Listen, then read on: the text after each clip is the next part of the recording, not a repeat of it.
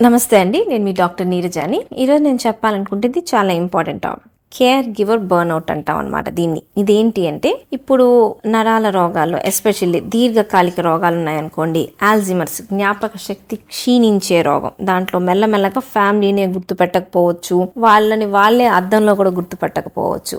కొన్ని రోగాలు ఉంటాయి మంచం మీద పడేసే రోగాలు, ALS అని అంటాం, motor neuron disease, atypical Parkinson's, repeated పక్షవాతం వచ్చిన వాళ్ళు, ఇట్లా వీళ్ళందరూ కొంతమంది మంచం మీదకి వచ్చే రోగాలు ఉంటాయి. అంటే ఇవన్నీ దీర్ఘకాలిక రోగాలు. ఇట్లాంటి రోగాలు ఉన్నప్పుడు ఏమవుతుంది అంటే పేషెంట్ సఫర్ అవుతానే ఉంటాడు, మన కళ్ళ ముందు కనిపించింది. కాకపోతే పేషెంట్తో పాటు పేషెంట్ని చూసుకునే వాళ్ళు అంతకంతా సఫర్ అవుతుంటారు. ఇప్పుడు హస్బెండ్కి ఇట్లా ఉందనుకోండి, వైఫ్ రోజు పేషెంట్ని ఎత్తాలి, స్నానం చేయించాలి, ఇంటి పనులు చేసుకుంటా అన్నీ చేసుకుంటా పేషెంట్కి తినిపించాలి. చాలాసార్లు ఈ రోగాలు ఉండడం వల్ల వాళ్ళ బిహేవియర్ మారిపోద్ది. చెప్పిందే చెప్పడం, అడిగిందే అడగడం, ఇట్లా విసిగిస్తా కూడా ఉంటారు పేషెంట్లు.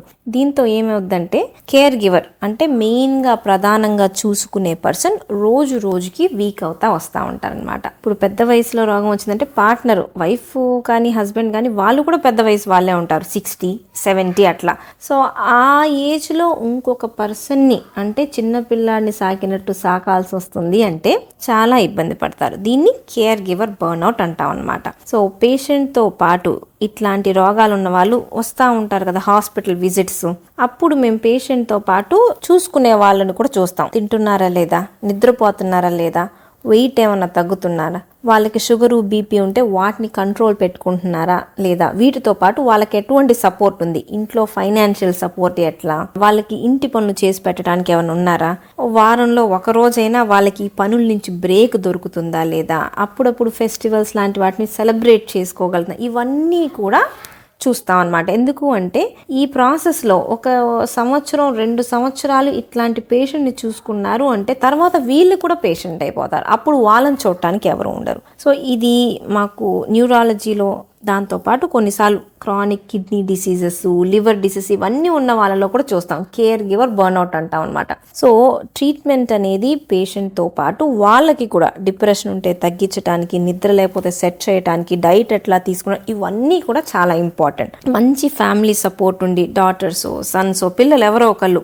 నెలలో 2-3 రోజులు మేము వచ్చి చూసుకుంటాం, నువ్వు రెస్ట్ తీసుకో, రోజు మాట్లాడి ఎట్లా ఉన్నావు అని కనుక్కునే వాళ్ళు, ఒకవేళ ఎత్తాల్సి వస్తుంది వాళ్ళని అంటే ఇంట్లో ఏమైనా హెల్ప్ చేయడానికి ఉన్నారా, స్నానం చేయించాల్సి వస్తుంది అంటే ఎవరైనా హెల్ప్ చేసే వాళ్ళు ఉన్నారా, ఇవన్నీ కూడా చూసుకోవడం చాలా చాలా ఇంపార్టెంట్. లేదు అంటే హెల్తీగా ఉన్న పర్సన్ కూడా పేషెంట్ ఎట్లాగైనా సరే కొన్ని రోగాలు, నరాల రోగాలు తగ్గవు, వాళ్ళు ఇబ్బంది పడతానే ఉంటారు, వాళ్ళతో పాటు ఇంకొక పేషెంట్ కూడా ఇంట్లో తయారవుతారనమాట.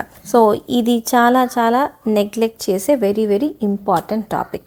వేరే కంట్రీస్లో అనుకోండి హోమ్స్ ఉంటాయి వీళ్ళని చూసుకోవటానికి అట్లా. సో వైఫ్కో హస్బెండ్కో పార్ట్నర్కి కొంచెం రెస్ట్ దొరికింది. మన దగ్గర ఆ కల్చర్ లేదు, మనమే జాగ్రత్తగా అన్నీ చేసుకోవాలనుకుంటాం. కాబట్టి ఈ family support, financial support, emotional support ఇవన్నీ కూడా మనం చూసుకునే కేర్ టేకర్స్కి అందివ్వాలి. Thank you.